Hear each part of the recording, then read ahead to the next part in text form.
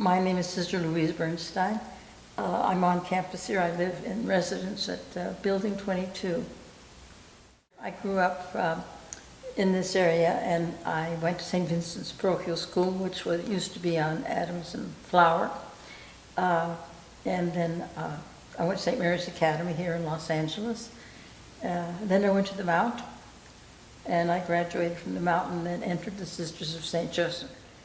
Oh, my childhood was very interesting because my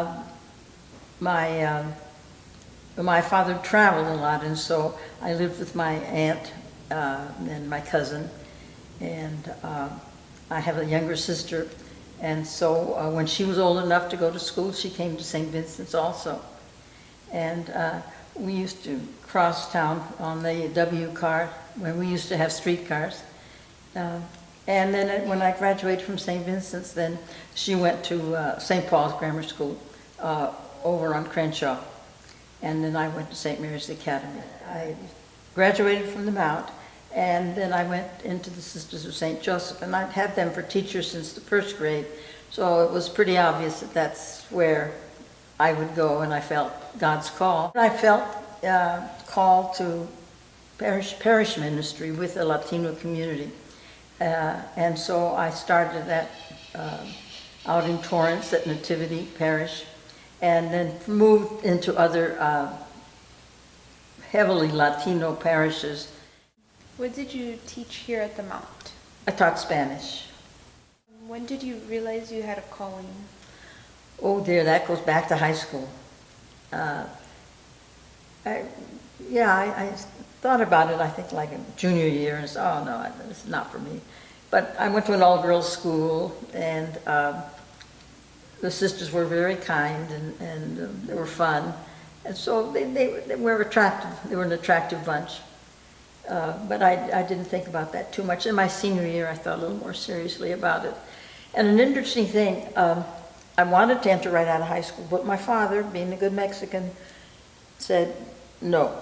He didn't want me to enter. He wanted me to live a little more of life. So he said, when you're 21, you can do what you want. But until then, you do not enter the convent. So that's why I came to the Mount. Why did you specifically choose to become a sister of St. Joseph?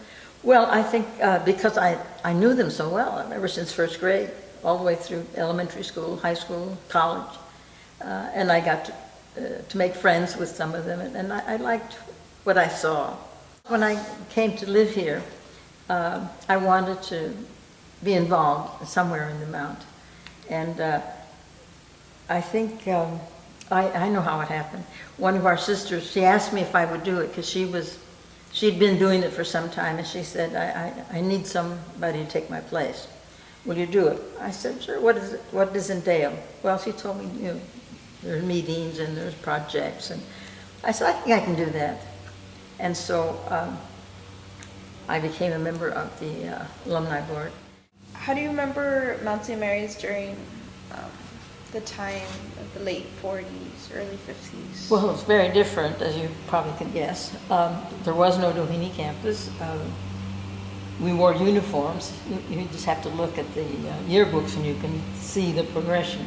But we wore uniforms, and we had these large blue buses that used to pick us up in different parts of town. And those of us who didn't have a car, you took this big blue bus that made its way through town and then up to the hill. So you went to school that way and you came home that way. Of course, there were many sisters on the faculty, many sisters. I like sports a lot, and so we had, for a couple of years, we had a PE major. And so I wasn't a PE major, but I got to play with those women who were studying. So we had a lot of fun with that. We had a baseball team, we had a basketball team, we had a volleyball team, and it was fun. And we played other schools. And I was a day student. We used to call them day hops. And then the resident students, or the boarders, were those that lived on campus. What's your favorite part about being part of the Mount?